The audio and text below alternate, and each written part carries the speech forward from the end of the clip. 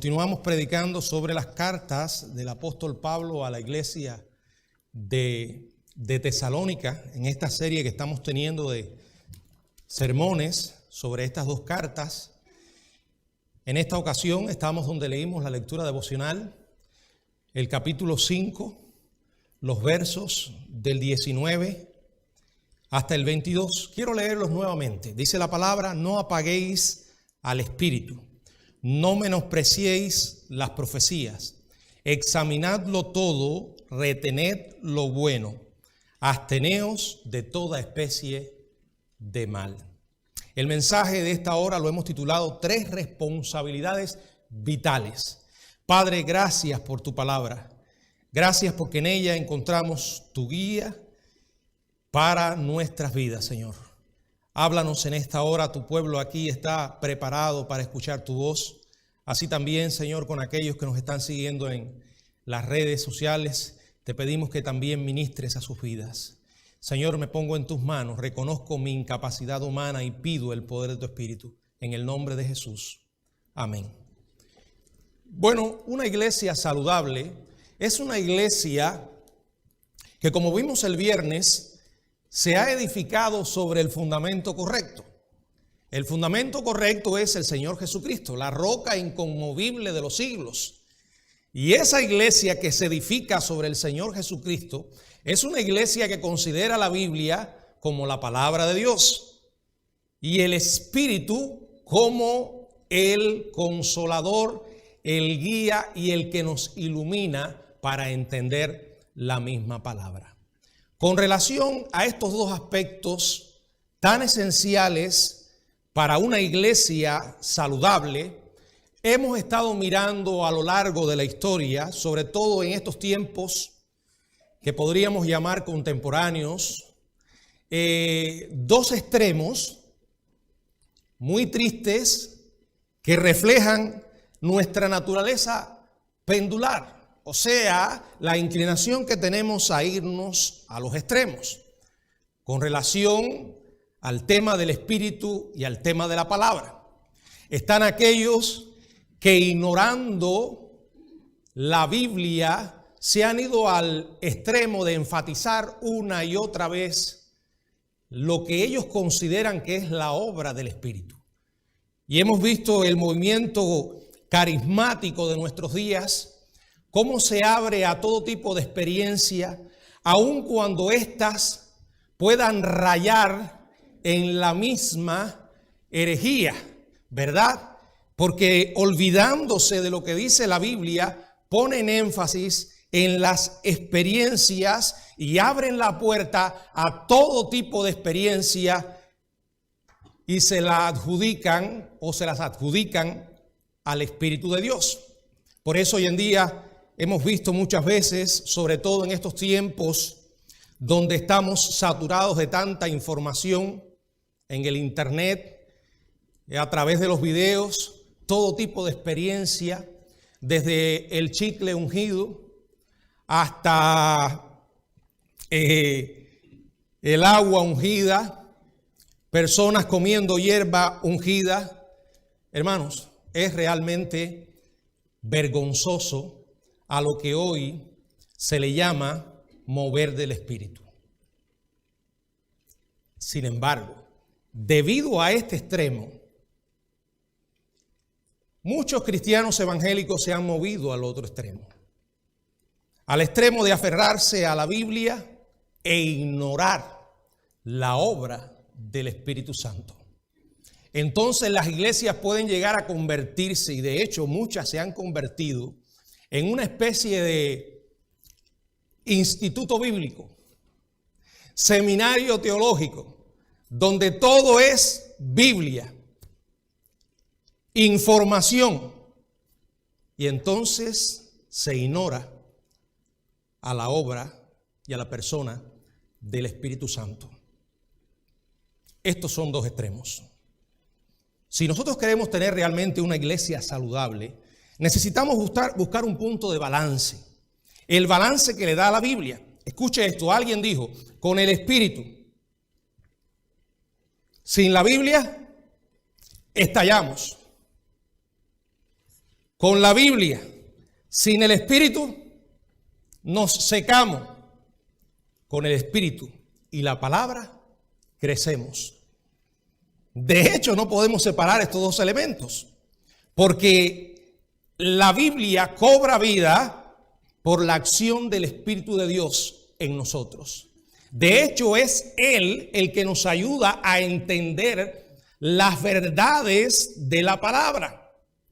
De hecho, es el Espíritu el que nos somete tomando la misma palabra. ¿Qué es sino ser lleno del Espíritu? Estar controlados por Dios con las verdades que Él ha declarado en su palabra. Por eso dice la misma Biblia en Colosenses capítulo 3. Ustedes me disculpan que me ven en los sermones tomando agua. Es que estoy tomando un medicamento y ustedes lo saben, algunos ya yo lo he dicho. Y si no me ayudo con el combustible, se me reseca la boca. No es que tenga ese mal hábito, lo necesito. Volviendo a la idea, si nosotros ignoramos que el Espíritu trabaja tomando la palabra de Dios para someternos, para llevarnos al señorío de Jesucristo, podemos cometer un error. Por eso dice la Biblia en Colosenses capítulo 3, verso 16, la palabra de Cristo more en abundancia en vuestros corazones. Eso, en otras palabras, es lo que dice Efesios 5 cuando dice, sean llenos del Espíritu Santo. La llenura del Espíritu Santo no es una experiencia puramente emocional, es una experiencia de fe en la cual el Espíritu nos somete al señorío de Cristo, al gobierno de Dios, usando la misma Biblia. Por eso creo que hay sabiduría en esa verdad de que con el Espíritu y la palabra crecemos. Pero vuelvo al punto, cuando nosotros nos olvidamos de esto y nos vamos a alguno de los dos extremos que acabé de mencionar, la obra de Dios sufre. La iglesia no se desarrolla de una manera saludable. La iglesia se paraliza. Usted puede leer la Biblia de tapa a tapa 1000 veces, pero si esa palabra no cobra vida en su andar, lo único que tiene es puro conocimiento. La mente llena de información, saturada de información, pero poca obediencia. Es el Espíritu el que toma la palabra, nos ayuda a entenderla y nos va dando el poder para someternos a ella. Es el Espíritu el que trae a nuestra mente las verdades acerca de las cuales hemos leído y nos recuerda en medio de nuestras batallas diarias frente a las tentaciones o a cualquier tipo de prueba lo que Dios ha dicho. Y al recordarlo, el Señor nos da la fuerza y el poder para enfrentar cualquier circunstancia. Precisamente de este balance es lo que nos habla el pasaje que tenemos delante. Y el que he titulado 3 responsabilidades vitales. Porque cuando meditemos en estos versículos, nos vamos a dar cuenta, amados hermanos, de que una iglesia sana es una iglesia que en primer lugar reconoce la obra del Espíritu y en consecuencia no la apaga. En segundo lugar, es una iglesia que reconoce la Biblia como la palabra de Dios y en consecuencia no menosprecia las profecías. Y en tercer lugar, una iglesia que reconoce la obra del Espíritu Santo y una iglesia que no menosprecia las profecías o no menosprecia la palabra de Dios es una iglesia con discernimiento, algo que necesitamos desesperadamente. Y entonces es una iglesia preparada para crecer espiritualmente, para servir llevando adelante la obra de Dios. Usted y yo no tenemos que estudiar un manual ni pasar un curso. ni ir a un instituto. Sencillamente necesitamos abrir el libro de Dios y leer lo que ya Él ha revelado.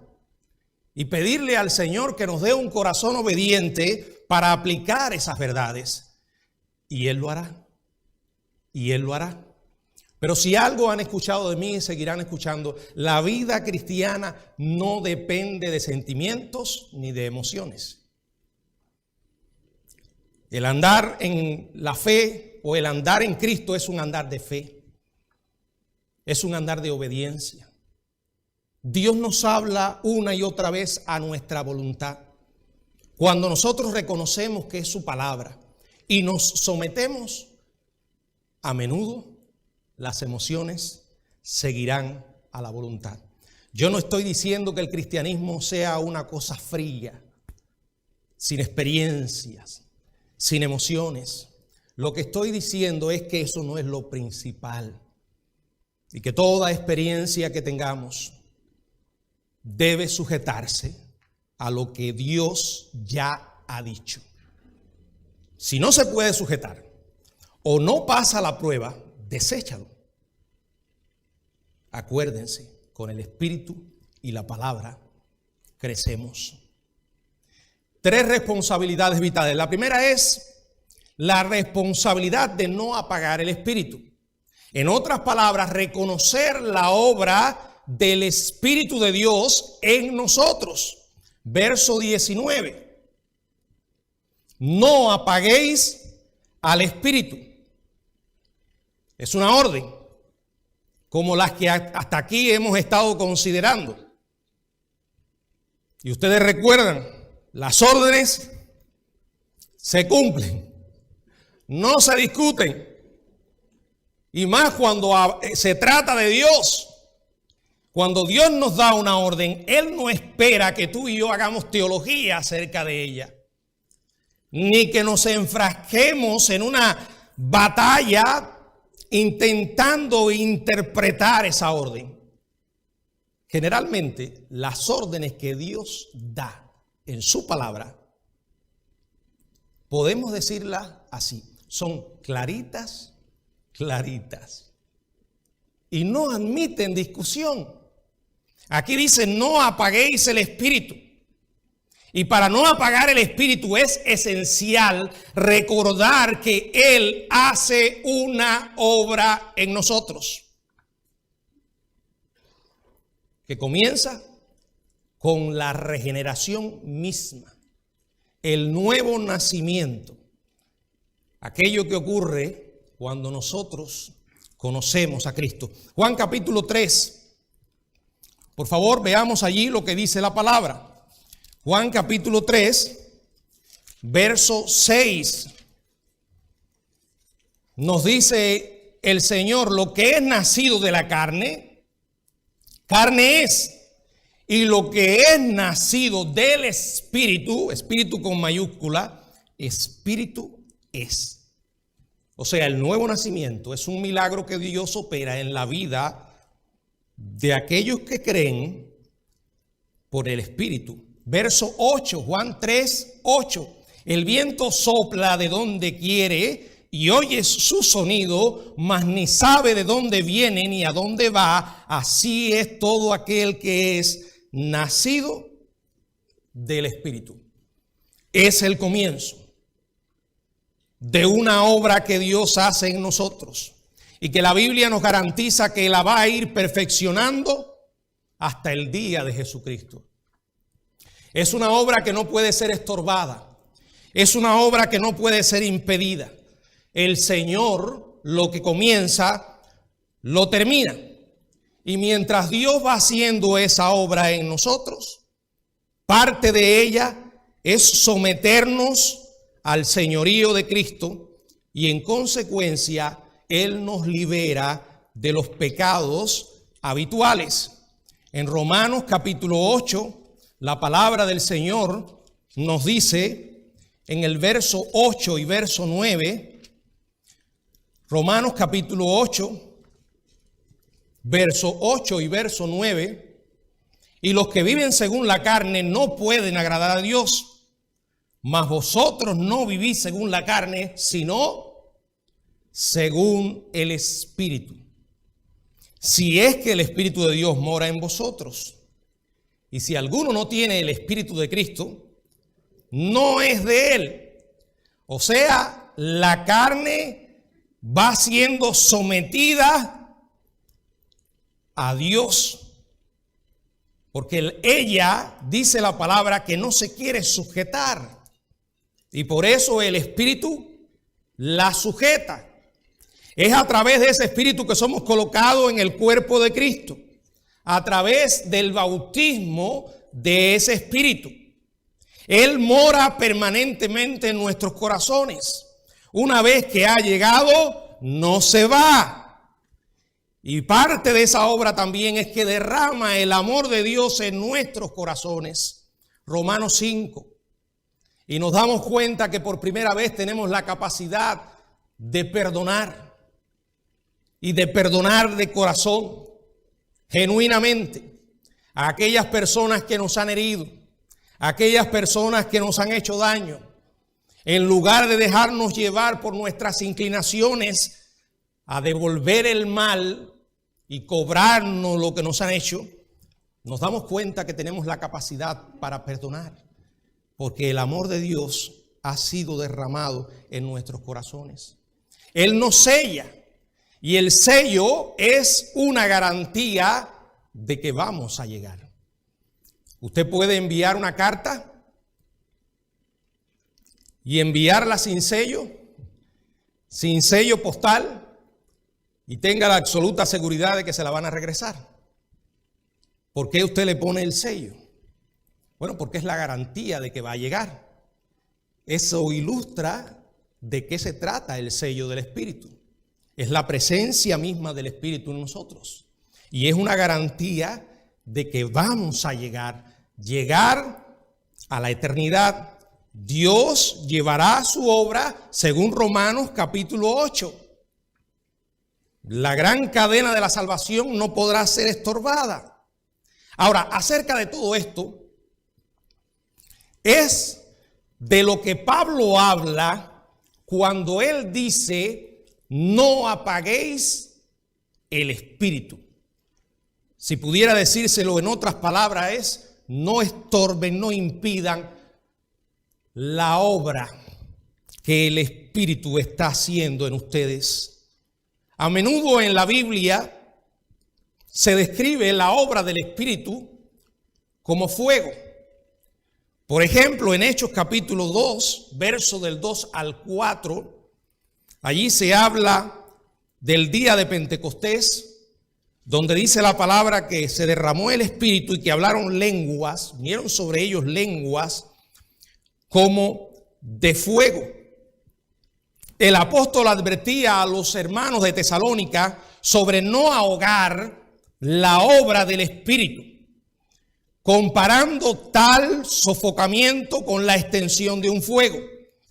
En la carta a los Efesios, en el capítulo 4, verso 30, dice la Biblia: y no contristéis al Espíritu de Dios. O sea, no entristezcan, es lo que significa. No entristezcan, no contristéis al Espíritu Santo de Dios, con el cual fuisteis sellado para el día de la redención. En la segunda carta a Timoteo, en el capítulo 1, en el verso 16, segunda a Timoteo, capítulo 1, verso 16, dice... Disculpen, verso 6, segunda Timoteo capítulo 1, verso 6. Por lo cual te aconsejo que avives el fuego del don de Dios que está en ti por la imposición de mis manos. Si yo pudiera resumirle en una palabra, ¿qué es lo que estorba o apaga al espíritu? Es la palabra pecado. Presencia de pecado, ausencia de poder. Cuando tú y yo damos lugar al pecado en nuestra vida para que encuentre residencia, estamos contristando, estamos apagando la obra del Espíritu. Estoy plenamente consciente de la condición humana que tenemos todos. Mientras más me conozco, más compasión siento por la raza humana, porque somos débiles. Y el hecho de llegar a conocer a Jesucristo no borra esa naturaleza. No se acaba la lucha, es más, comienza. Pecamos. No estamos obligados a hacerlo. Por primera vez nos damos cuenta que tenemos una opción distinta. Por primera vez nos damos cuenta de que podemos decir que no al pecado. Antes no podíamos hacer otra cosa que dejarnos llevar por nuestras inclinaciones. Si queríamos hacer algo y sentíamos el deseo de hacer algo, sin importarnos si ofendía a Dios o no, lo hacíamos. Después que conocemos a Cristo, nos damos cuenta que podemos decir que no. Porque el Señor nos ha librado. Ya no somos esclavos. Podemos enfrentar el pecado con el poder de Dios. Pero a veces sucede que se nos olvida esta realidad y actuamos como esclavos. Y entonces pecamos. ¿Qué hacer? Enfrente su pecado. Llámelo por su nombre. No lo justifique, no trate de racionalizarlo. Lo que Dios llama pecado, llámelo como tal. Con absoluta transparencia, dígale a Dios: Señor, he pecado. He pecado contra el cielo y contra ti. Perdóname, Padre. Si usted no hace eso, y usted está justificando lo que está haciendo y sabe que Dios ha declarado que eso le ofende, entonces ha tomado un camino peligroso. Ahí está la palabra. El Señor nos habla y nos dice lo que le agrada y lo que no. La Biblia dice que David era un hombre conforme al corazón de Dios. Y muchas veces yo me he preguntado, ¿qué significa esto? En primer lugar, sabemos que eso no significa que David era un hombre perfecto, porque pecó y llegó a hacer cosas tremendas. Sin embargo, David era un hombre sensible a la voz de Dios. Aunque estuvo prácticamente un año indiferente, cuando Dios le envió al profeta Natán a confrontarle, la reacción de David fue totalmente distinta a la de Saúl. Él dijo: he pecado. Y el profeta le dijo: sí, has pecado y Dios ha remitido tu pecado. Dios ha perdonado tu pecado. Dios le extendió gracia a David. ¿Saben cuál era la mayor evidencia de que Dios le extendió gracia a David? Que siguió viviendo. El Señor no lo mató, tenía todo el derecho a quitarle la vida en ese momento y no lo hizo. Cuando usted lee los salmos escritos por David, percibe a un hombre sensible a Dios, profundamente sensible. Tener el corazón de Dios es que nos importe lo que a Dios le importa y que nos ofenda lo que a Dios le ofende. David, a pesar de sus imperfecciones, era un hombre así. Es una triste condición para nosotros cuando en nuestra indiferencia, en nuestra desobediencia, dejamos que el pecado se acumule. Y ese pecado nos va paralizando, nos va endureciendo. Y estamos apagando la voz del Espíritu. Y créanme, hermanos, si hoy Dios le habla a través de su Espíritu le habla a su espíritu y usted hoy no obedece, la próxima vez que el Espíritu le hable, la voz del Espíritu la escuchará más baja. Primero, yo no estoy hablando de voz física, audible. Estoy hablando de esa voz interna, a nuestro espíritu, a nuestra conciencia. Cuando hacemos algo que ofende a Dios e inmediatamente usted siente en su espíritu la voz de Dios. Es como si el Señor nos dijera, eso no está bien. Has pecado. Ese es el Natán que Dios manda. Es su voz. Ahora, en ese momento, usted y yo tenemos dos opciones. Una de estas dos opciones. O inmediatamente reconocemos que hemos pecado y tratamos con nuestro pecado. O sencillamente lo ignoramos. Si elegimos lo segundo, es como si estuviéramos dejando que se formara en nuestra conciencia, se comenzara a formar una especie de callosidad espiritual. Por eso es que la Biblia habla de tener una conciencia cauterizada. Y créanme que es un estado bien peligroso. No llegamos a él de la noche a la mañana. Es el resultado de un proceso de deterioro interno donde vamos tomando decisiones equivocadas una tras otra. Y las justificamos diciendo, bueno, adiós. Dios va, la gracia de Dios lo cubre todo. Es un error. La gracia de Dios es abundante y como gracia inmerecida. Pero no es una gracia barata. En primer lugar, no es gratis. Para ti y para mí sí. Pero a Dios le costó muchísimo. Extendernos esa gracia le costó, fue costosísima. Dice la Biblia claramente que no escatimó a su propio Hijo. Fue el Hijo de Dios quien tuvo que morir en la cruz para que Dios nos pudiera extender esa gracia. Por eso cuando deliberadamente nosotros decidimos desobedecer, miren a quién estamos ofendiendo. He dicho muchas veces que los cristianos no debemos dejar de pecar porque nos atraparon o porque estamos enfrentando las consecuencias. Yo creo que la motivación para no pecar es pensar en lo que tu pecado y el mío le hacen a Dios. Yo no puedo decir que amo a alguien y que no me importe ofenderle.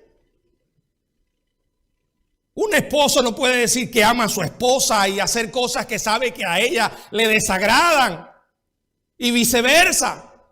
Porque la preocupación del que ama es no ofender a aquel a quien ama. Y el pecado no es algo que podemos pasar de largo e ignorar. Porque le ofende a Dios profundamente. ¿Saben por qué? Porque Dios es santo. Ahora yo les digo esto y puede que sus mentes no logren abarcar a profundidad esta verdad. ¿Y saben por qué? Porque tú y yo no hemos hecho otra cosa que vivir con una naturaleza pecaminosa. Lo que hemos llegado a hacer ha sido por la gracia de Dios otorgada sobre nosotros, su obra del Espíritu hecha en nosotros. Pero para un ser que nunca ha pecado ni lo hará, ustedes se han puesto a pensar en aquella oscuridad que el Señor enfrentó cuando estaba en la cruz. Era como si Jesús estuviera enfrentando al mismo infierno por nosotros. Y exclamó, Padre, Dios mío, ¿por qué me has desamparado? Dios desamparó a su Hijo para que tú y yo no fuéramos desamparados por Dios. O sea, el significado de aquello era que Dios estaba tratando a su Hijo como un pecador por nosotros. Sin embargo, yo sé que hemos leído ese pasaje y lo hemos leído muchas veces, pero no hemos logrado entender la profundidad espiritual de la agonía de Jesús. Cuando uno no logra entender esto, no va a lograr entender lo que significa profundidad del pecado. El pecado apaga el espíritu, cualquier pecado. El dejar de hacer las cosas que Dios nos manda, porque dice Santiago que el que sabe hacer lo bueno no lo hace, está pecando. Apaga el espíritu. El espíritu es sensible, se ofende como Dios mismo se ofende. La segunda verdad es la responsabilidad de responder a la palabra de Dios. Dice claramente la Biblia en 1 Tesalonicenses, capítulo 5, verso 20. No menospreciéis las profecías. Cuando Pablo previno a los tesalonicenses de no menospreciar las profecías, estaba hablándoles de no menospreciar la palabra de Dios. Menospreciar es una palabra griega que tiene un significado fuerte. Considerar como absolutamente nada. Tratar con desprecio. Mirar por encima del hombro. Es como cuando tú y yo miramos el libro sagrado de Dios y eso no pasa de ahí, simplemente lo miramos. Y en algunos casos está empolvado porque no se usa. O pasamos de largo y lo miramos. O solamente lo abrimos cuando carnalmente queremos ganar una pelea que estamos teniendo con alguien. Que quizás nos citó un versículo de la Biblia y como las discusiones despiertan la carne, sentiste el deseo de ganar y dijiste, deja buscarlo en la Biblia. O, más rápido aún, voy a buscarlo en el teléfono. Porque hoy en día es muy fácil encontrar un versículo. En el Nuevo Testamento, las profecías solían ser la proclamación de la palabra de Dios previamente revelada, como lo es hoy. Teniendo en cuenta que las escrituras ya están completas, quiero que leamos Romanos capítulo 12, verso 6. Romanos capítulo 12, verso 6. De manera que teniendo diferentes dones, según la gracia que nos es dada, dice la gracia que nos es dada. Y después dice el de profecía, úsese conforme a la medida de la fe. A la medida de la fe. Indica a una persona con el don de profecía que debía hablar de acuerdo al conjunto de doctrina cristiana revelada divinamente. En los tiempos del Nuevo Testamento existía profecía predictiva. De hecho, en los Corintios, las cartas a los Corintios, Pablo trata de regular un desorden que se había creado. Habla del don de lengua, habla del don de profecía. Ahora, cualquier declaración profética tenía que sujetarse a el conjunto de doctrina que ya ellos conocían. El Nuevo Testamento siempre consideró que la fe era un sinónimo de la colección de verdades previamente reveladas. Por ejemplo, en el libro de los Hechos, en el capítulo 6, Hechos capítulo 6, en el verso 7, y crecía la palabra del Señor, y el número de los discípulos se multiplicaban grandemente en Jerusalén, y también muchos de los sacerdotes obedecían a la fe, palabra del Señor y fe. Judas. Vamos a la carta de Judas. En el versículo 3. Judas, versículo 3, ya que Judas tiene un solo capítulo. Dice la palabra: Amados, por la gran solicitud que tenía de escribiros acerca de nuestra común salvación, me ha sido necesario escribiros exhortando que contendáis ardientemente por la fe que ha sido una vez dada a los santos. Y luego en el verso 20 también leemos: pero vosotros, amados, edificados sobre vuestra santísima fe, orando en el Espíritu Santo. Por eso Pablo instruyó a los romanos a conformar las profecías con la fe, que es la palabra de Dios. La profecía genuina habla de la propia revelación de Dios sobre Cristo y nunca se desvía de las Escrituras. Esta es la regla. Este es el parámetro divino. Las profecías de revelación estaban limitadas a la era apostólica. ¿Por qué? Porque aún no se había completado las Escrituras. Sin embargo, también llegó a ser un sinónimo, no solamente tenía el contenido de predecir algo que podría ocurrir, sino que en realidad también era hablar de parte de Dios al pueblo por el Espíritu Santo. O sea, era un sinónimo de predicar la palabra. Segunda a Timoteo 4:2.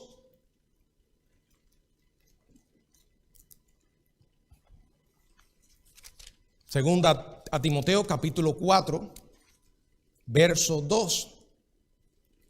Que prediques la palabra, que instes a tiempo y fuera de tiempo, redarguye, reprende, exhorta con toda paciencia y doctrina. O sea, era proclamar lo que Dios ya había dado. La profecía es esencial para una iglesia saludable. Por eso el Señor, por medio del apóstol Pablo, le dice a la iglesia: no menosprecies la profecía. La profecía como término se usa actualmente para referirse a la palabra escrita de Dios. En la segunda carta de Pedro, en el capítulo 1, verso 20 y verso 21, entendiendo primero esto, que ninguna profecía de la Escritura es de interpretación privada, porque nunca la profecía fue traída por voluntad humana, sino que los santos hombres de Dios hablaron siendo inspirados por el Espíritu Santo. Bueno, hermanos, aquí tenemos un ejemplo. Cómo se iguala la profecía a la misma palabra de Dios. De hecho, para nosotros es la palabra de Dios. Todo elemento predictivo que contenía ya no es necesario hoy. ¿Por qué? Porque todas las profecías están en la Biblia. Ahora lo que necesitamos es leerla y saber lo que Dios ha dicho, lo que va a ocurrir. Ahí está. Solo tenemos que leerla y creerla. Es más, en la primera carta de Pedro, en el capítulo 1,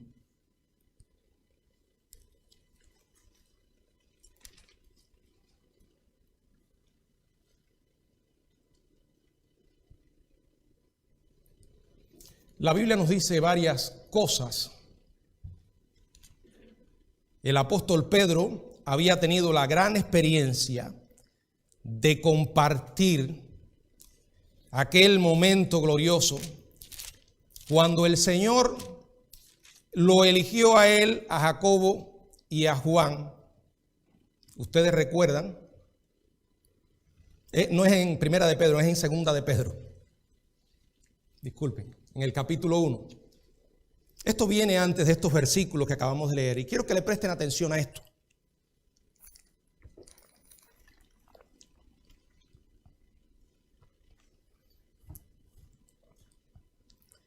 Estos hombres de Dios no eran payasos. Era gente con el cerebro bien puesto. Espirituales, sin lugar a dudas. Pero no era gente desquiciada, que se dejaban llevar por las emociones, como hoy en día vemos todas estas cosas tan ridículas y absurdas que ocurren. Mire lo que dice segunda de Pedro capítulo 1, verso 16. Porque no nos hemos dado a conocer el poder y la venida de nuestro Señor Jesucristo siguiendo fábulas artificiosas. Él está hablando de su propia experiencia y dice: sino que habiendo visto con nuestros propios ojos su majestad. ¿Se acuerdan cuándo? En el monte de la transfiguración, donde Cristo cambió su apariencia y se manifestó su gloria. Y Dios habló, pues allí se le apareció Moisés y Elías. Pues cuando él recibió de Dios Padre honra y gloria, le fue enviada desde la magnífica gloria una voz que decía, o sea, Dios mismo irrumpe allí y habla de manera audible y dice, este es mi Hijo amado, en él tengo complacencia. Dios había hablado, ellos le habían escuchado, verso 18, y nosotros oímos esta voz enviada del cielo cuando estábamos con él en el monte. Y ahora miren lo que dice, verso 19. Tenemos también la palabra profética más segura, a la cual hacéis bien en estar atentos como una antorcha que alumbra en un lugar oscuro, hasta que el día esclarezca y el lucero de la mañana salga en vuestros corazones.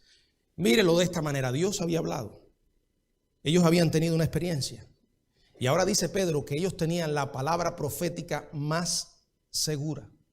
Se los voy a decir en otras palabras. La verdad de Dios, su palabra escrita, es más segura. Escuche esto, que su voz audible. Miren, quiero decir con esto que Dios no puede hablar audiblemente. Sí, Él puede hacer lo que quiera. No lo ha hecho conmigo. Muchas veces me pregunto cómo sonará la voz de Dios. Nunca he escuchado a mi oído susurrarme un ángel. Hay personas que dicen que Dios le habla al oído todos los días. Generalmente cuando yo suelo decir Dios me habla, me estoy refiriendo a su palabra y a la convicción interna de su espíritu. Pero hay algunos que cuando dicen Dios me habló, eso es lo que quieren decir. Y hay un peligro con eso. Porque inmediatamente pueden decirte un tremendo disparate y te están obligando a ti, ¿a qué? A creerlo. Porque si yo les digo, hoy en la mañana en mi cuarto se me apareció el Señor y me habló, que ustedes cuando se acabe el culto tienen que salir allí al terreno y empezar a comer tierra. ¿Usted lo haría? Lo primero que van a pensar, a este se le zafó un tornillo, no todos a la vez. El pastor se volvió loco. Ahora ustedes se ríen, ¿no? Pero ¿saben qué cosas parecidas las hemos visto? Un loco diga, o un desvergonzado diga, esa hierba que está ahí es ungida, vayan a comer. Y la gente sale a comer hierba. Lo que quiero decirles es esto. Dios puede hablarnos audiblemente, pero no suele hacerlo. Porque Él nos habla a través de la Biblia. Pero pastor, Él lo hizo. No digo que no lo hizo. Hablaba en sueños, en visiones, manifestaciones de su gloria. Lo hizo en el Antiguo Testamento, lo hizo en el Nuevo. Pero ellos no tenían la Biblia. Ellos no tenían esta palabra profética más segura. Si alguno de ustedes viene mañana y me dice, a mí Dios me habló, yo no voy a cuestionar su experiencia. No voy a decir que usted es un mentiroso. Pero si usted me dice qué le dijo, y lo que Dios supuestamente le dijo contradice esto, puedo decirte por la autoridad de Dios que Dios no te habló. Dios no va a contradecir lo que ya ha revelado. Y si alguno llega osadamente a ir un poco más lejos y a decir, Dios me dijo que en este año, va a ocurrir un tsunami que va a hacer desaparecer a la Florida. Miren, yo no soy una persona con la mente cerrada. Te escucho y voy una milla más, aunque en mi interior diga, yo no creo mucho en esas revelaciones. No creo. Yo creo que aquí está lo que Dios tiene que decir. Aún así, aplico esta regla. ¿Ok? Si Dios te habló, se tiene que cumplir. En este año va a desaparecer en la Florida. Por favor, esto es un ejemplo que estoy diciendo. No voy a hacer que alguien llegue al culto en internet tarde y diga: yo escuché al pastor diciendo que la Florida iba a desaparecer por un tsunami. Es un ejemplo. Si alguien dice que eso va a pasar, tiene que pasar. En estos días alguien me mandó una revelación, un video de un supuesto profeta. Lo estuve mirando, que él se dedicaba, creo que a cantar. Creo que apellido Clemens. Y él supuestamente dicen que profetizó la llegada de Donald Trump al gobierno.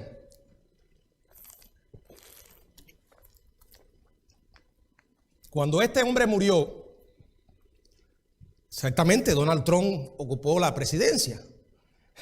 Pero una de las cosas que dice esa profecía me llamó la atención. Clarito lo decía. Él va a gobernar por 2 términos. Cuando yo vi aquello, ustedes saben ya, yo no creo mucho en esas. Miren, no creo nada. Pero respeto las experiencias y lo que hago es que cualquier experiencia que alguien me traiga tiene que pasar por la Biblia. Y una de las cosas que dice la Biblia es que si el profeta habla y no se cumple, Dios no ha hablado. O sea, si Dios dice algo, hermano, va a suceder. Y aún así decidí caminar otra milla con esa famosa profecía que circuló por muchas partes. Y de hecho, alguna gente la tomaron como si Dios hubiese hablado. Y yo lo único que dije, bueno, si eso fue de Dios, vamos a esperar. Y ya ustedes saben cómo va la historia. Es un ejemplo que le estoy dando. Si tú quieres saber lo que va a pasar en el futuro, no vayas a ver a un espiritista, ni a alguien que te lea las manos, o que te tire las cartas, o que te lea la borra del café. Porque hoy en día hay todo tipo de ridiculeces y la gente gasta su dinero en eso. De hecho, yo he leído hasta carteles puestos en las esquinas. Tenemos un especial. Venga a tal lugar y le van a tirar las cartas y por el precio tanto. Y yo mientras leo eso, digo, ¿verdad que la gente gasta el dinero en cualquier tontería? Porque hay una necesidad, quieren conocer el futuro. Si tú quieres conocer el futuro, empieza a leer la Biblia. Ah, no, pastor, pero yo quiero conocer mi futuro inmediato. Dios ha sido y es sabio en permitirnos vivir un día a la vez. Los que están solteros desearían saber con quién se van a casar. Pero es que saber el plan inmediato para ti en el futuro implica también saber qué día, a qué hora y de qué manera te vas a morir. ¿Te gustaría saberlo? No me vaya a decir que usted sabiendo eso va a vivir tranquilo.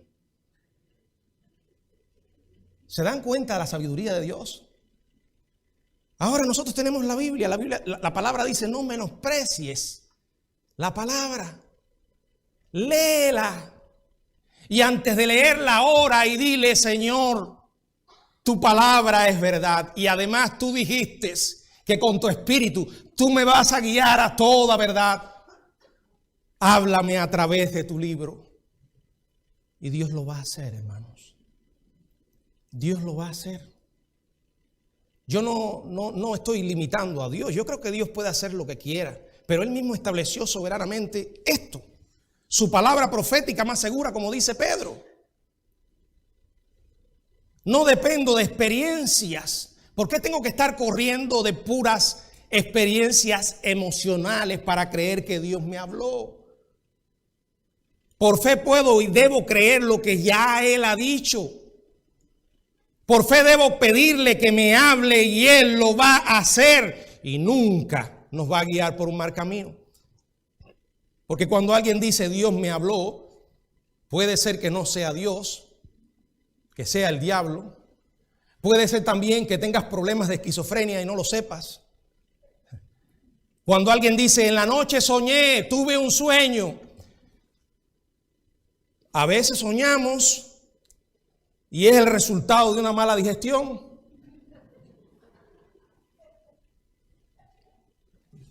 Pero pastor, el Señor lo hizo. Miren, hermanos, no todo lo que está en la Biblia significa que es una regla para nosotros hoy. Dios no cambia, exactamente. Pero si usted va a la Biblia, va a descubrir un principio, que Dios sí cambia en la manera de tratar con nosotros. No es que su poder disminuya, no, es que Él sabe nuestra capacidad para entender, y Dios muchas veces va tratando con nosotros de diferentes maneras. Miren, necesitamos más fe para creer lo que está aquí que para creer cualquier otra locura que alguien experimente. Hermanos queridos, hay que tener mucho cuidado. Las experiencias tienen que ser sujetas a la Biblia. Ahora, es sumamente importante que conozcamos la voz del pastor. Si conocemos la voz del pastor, esa voz nos será familiar. Si usted lee la Biblia todos los días y ora, usted puede identificar cuando Dios le está hablando. Dios está usando su libro con el poder de su espíritu para edificar su vida, para someterla, y en consecuencia entonces ocurre lo tercero. Dios le da discernimiento. Y de eso se trata el tercer principio. Examinadlo todo, retened lo bueno. Esto es un llamado, una responsabilidad de tener discernimiento. Pero fíjense, no es una fórmula oculta. No es un manual de 3 o 4 pasos. No es algo que Dios está prometiendo a un grupo selecto de la iglesia. Es una orden para todos los creyentes. Es una orden a aplicar discernimiento. El discernimiento espiritual es la capacidad de distinguir entre la verdad divina y el error, o las medias verdades, porque nunca es más peligrosa una herejía que cuando viene mezclada con algunas verdades. Una persona no va a llegar a un frasco de veneno. Si alguien le viene con un frasco de veneno y te dice, mira, tómatelo, no te lo vas a tomar. Pero si esa persona coge ese veneno y lo mezcla con alimentos, especialmente con un dulce, como los que hace Wanda, y se lo da, es más fácil de que lo coma. Por eso a veces la gente escuchan a ciertos predicadores y dice, pero lo que está diciendo está en la Biblia. Ese hombre habla de pasajes de la Biblia. Ese hombre menciona al Espíritu Santo. Exacto. Y dice algunas verdades bíblicas. Exacto. Pero eso no justifica la cantidad de disparates y herejías que está mezclando con esa verdad. Ahora, ¿quién va a poder distinguir eso? El que tiene discernimiento. Y para tener discernimiento tienes que conocer la voz del pastor, no la mía. No soy más que un instrumento inservible o cualquier otro predicador, por muy bien que predique y muy conocedor que sea de la Biblia. La voz del pastor es el Señor, su palabra. Cuando la conocemos es que estamos capacitados o nos estamos preparando para obedecer lo que dice el verso, examinadlo todo, retener lo bueno. Y luego el 22, absteneos de toda especie de mal. Examinarlo implica distinguir entre lo verdadero y lo falso, entre lo bueno y lo malo. Es un llamado a pensar y meditar en algo. No es una invitación a practicar el pecado. Porque como a veces nos encanta que la Biblia diga lo que no dice, puede que alguien diga, bueno, entonces si tengo que examinarlo todo, puedo pecar para ver cómo funciona. Además, Pablo dijo, todo me es lícito, pero no todo conviene. Ahí no está hablando de pecados. Y aquí está haciendo un llamado a examinar, a pensar. en todas las cosas que llegan a nuestra vida, porque llegan y llegan constantemente. Constantemente somos bombardeados por una información que nace de un sistema enemigo de Dios. Por eso la Biblia dice, examina todo para que puedas descubrir lo que le agrada a Dios. Todo no permite excepciones, incluye todo asunto e idea que como cristianos podamos confrontar. Piensa, usa tu cabeza y el discernimiento que viene con leer la palabra. Es un llamado, como he dicho tantas veces, a establecer un sistema de filtro interno, sólido, para que no te contamines. El llamado del cristiano es mirar las cosas desde una perspectiva cristiana, con una mentalidad bíblica. Tenemos que analizar todo lo que ocurre a nuestro alrededor, sin importar de lo que se trate, a la luz de lo que conocemos de Dios. No puedes dejar que nada, absolutamente nada en el mundo determine tus decisiones. Yo creo que un cristiano es una persona que debe estar informada. Y no creo que el conocimiento que debemos tener solo se limite a cosas espirituales. Si usted es una persona que te gusta estudiar, prepararte, leer, hazlo. Pero no al precio de descuidar tu relación con Dios. Porque entonces serás capaz de que todo lo que llegue a ti lo vas a analizar. Y vas a decir, esto no viene de Dios. Una de las cosas más tristes que estamos viendo que hoy sucede en la iglesia es precisamente esto. Que los cristianos han perdido su discernimiento porque no conocen la voz del pastor. Y las decisiones que toman, las toman como resultado de lo que escuchan y de lo que ven a través de lo que hemos llamado la tiranía de los medios. Y dejan que la información que viene de afuera determine su conducta. No, examina. ¿Qué Dios ha dicho para ti y para mí? Lo más importante no es lo que pueda decir una cadena noticiosa, un libro incrédulo que estás leyendo de un incrédulo. No, es lo que Dios ha dicho, examinarlo todo y retener lo bueno. Miren, hay cosas buenas en lugares que no esperamos.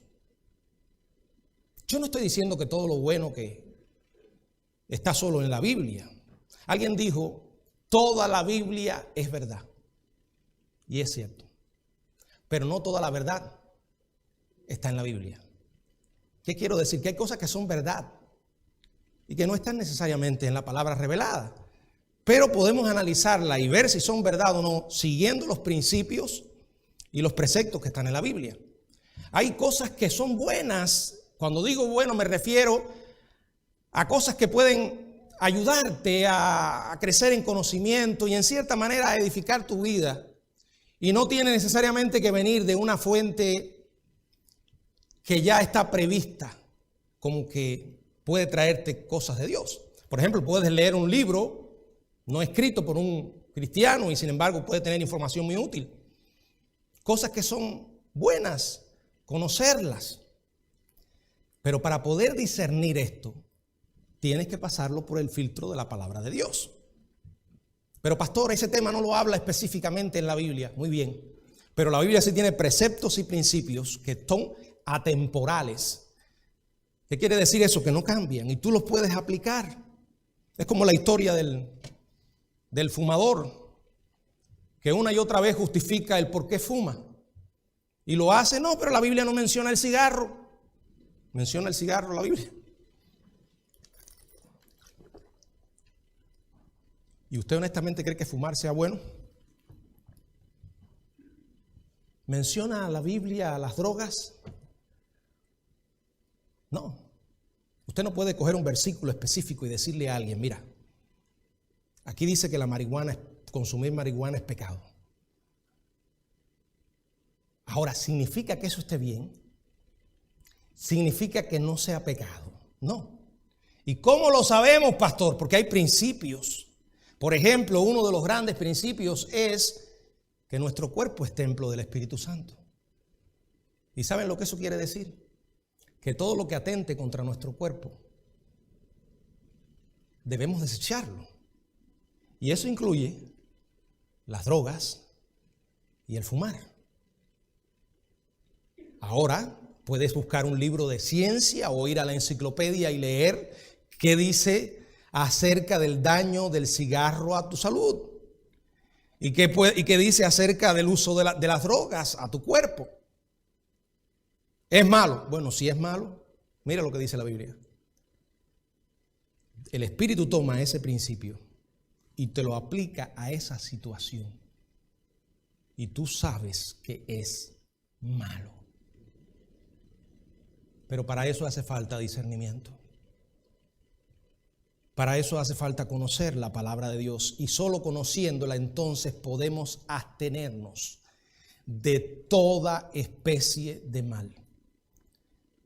Este bendito versículo es también un principio para aplicar al tema que acabamos de mencionar. Porque no es un versículo que excluye algo. No es excluyente, no es exhaustivo. Es una puerta abierta, porque el Señor sabía que los tiempos iban a pasar.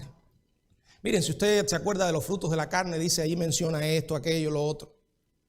¿Y ustedes se acuerdan cómo termina ese versículo? A ver quién me lo dice. No específicamente cuando menciona más el fruto de la carne es esto, aquello. A lo mejor soy yo que estoy equivocado. Pero creo que termina diciendo esto. Y cosas semejantes a estas. ¿Saben lo que quiere decir esto? La puerta está abierta. El Señor sabía perfectamente lo que vendría. Y Él sabía que tú y yo íbamos a tener batallas en el presente sobre temas y asuntos que Él no mencionó directamente en su palabra. Sin embargo, no nos dejó en oscuridad, no nos dejó desorientados, en confusión, nos dejó la luz. Miren, de igual manera, un ejemplo que les voy a poner ahora. Si sabes que comerte hamburguesa te está dañando la salud, no lo hagas, porque entonces estarías pecando. Y la Biblia no dice nada de las hamburguesas. ¿Entienden lo que les quiero decir, hermanos? Tenemos el Espíritu, tenemos el discernimiento. Entonces, cuando conocemos lo que Dios ha dicho, nos podemos abstener de toda especie de mal. Por ejemplo, la Biblia habla una y otra vez de la fornicación. Sabemos que la fornicación es pecado. Pero hoy en día ha cambiado la manera de fornicar en algunos ambientes. Antiguamente las personas para tener el pecado tenían que unirse carnalmente, físicamente. Se inventó el internet, los teléfonos celulares. Ustedes saben lo que algunos hacen con ellos. Las personas no se tocan físicamente y sin embargo están pecando. A lo mejor se mandan mensajes de textos.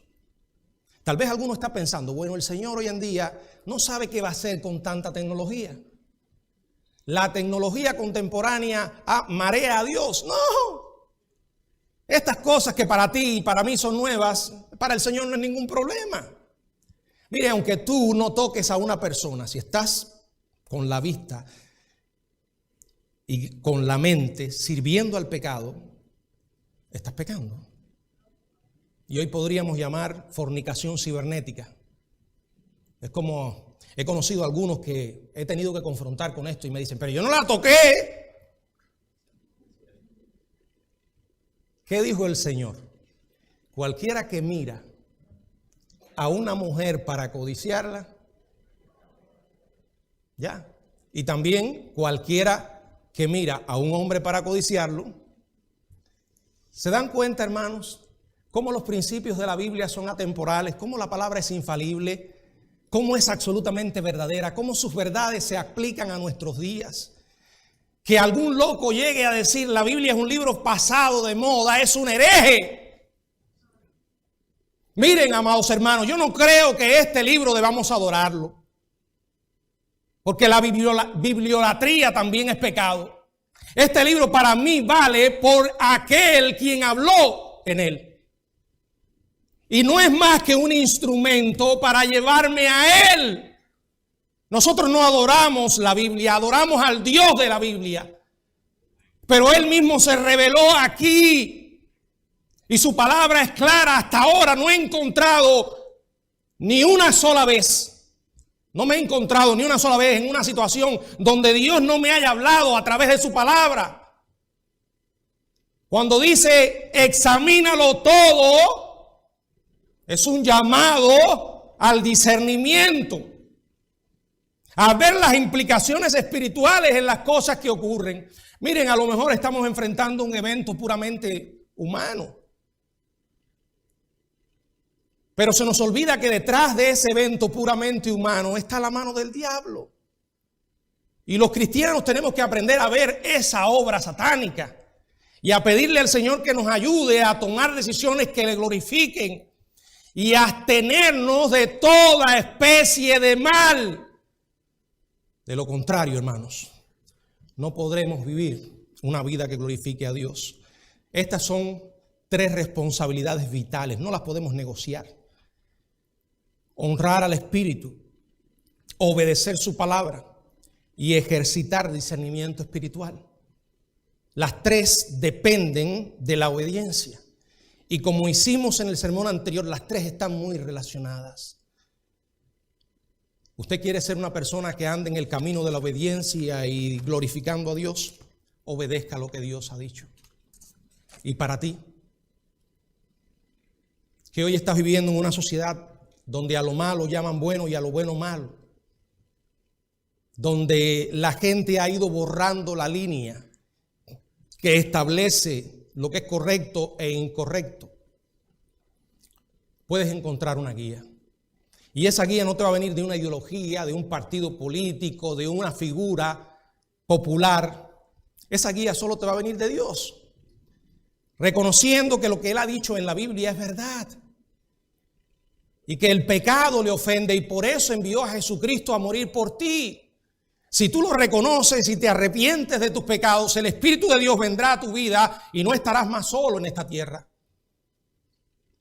Hermanos, nosotros estamos en tiempos muy peligrosos porque la gente ha arrinconado la palabra, la ha ignorado.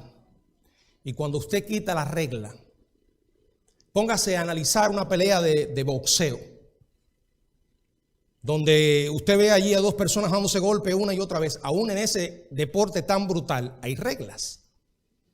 Si en una ocasión a alguien se le ocurriera decir se acabaron las reglas, verías a 2 personas matándose unos a otros. Y eso es lo que va a pasar en la sociedad y está pasando. Cuando tú apagas la luz, todo el mundo queda desorientado. Porque ¿quién establece lo que es bueno y malo? Yo, tú. Y ese es mi gran preocupación por lo que creo que va a venir en los próximos años. Si alguno ha pensado que el pastor Miguel es un político que suele mezclar la política con la religión, permíteme decirle que está equivocado. Mis preocupaciones simplemente son espirituales. Y como son espirituales, me preocupa lo que viene sobre la iglesia. Porque cuando tú tienes en el poder a alguien que aunque sea la persona más llena de errores, deja que la luz alumbre, al menos tienes una esperanza. Pero cuando te encuentras con alguien que ha declarado abiertamente ir en contra de lo que Dios ha dicho una y otra vez, y que está siendo seguido por personas que son enemigas de Dios, hermanos, vas a tener una sociedad no que se une. La unidad no se va a alcanzar por medio del brazo de los hombres. Porque para lograr unidad en un país como este que está dividido, hay que tratar con las consecuencias que provocan esa desunión. ¿Y saben cuál es? El pecado, no hay otra. La maldad anidada en el corazón del hombre. Porque escuche esto, a mí ningún presidente me puede llevar a hacer lo malo, sea el que sea. porque Dios está en mi vida. Entonces, ¿cuál es la solución? Que la gente conozca a Dios. Que tú y yo, que decimos ser hijos de Dios, mostremos la realidad de Dios a una sociedad que se aparta cada día más de Dios. Por eso no nos sorprendamos cuando tristemente vemos a las personas hoy aprobando cosas tan aborrecibles. Hermanos, como nunca antes necesitamos aferrarnos a la Biblia. Ir al Dios de la Biblia. De lo contrario, no tenemos la más mínima esperanza de sobrevivir en una sociedad que, como dice un gran amigo y pastor, es una sociedad que tiene más suciedad que de sociedad. Que el Señor nos bendiga.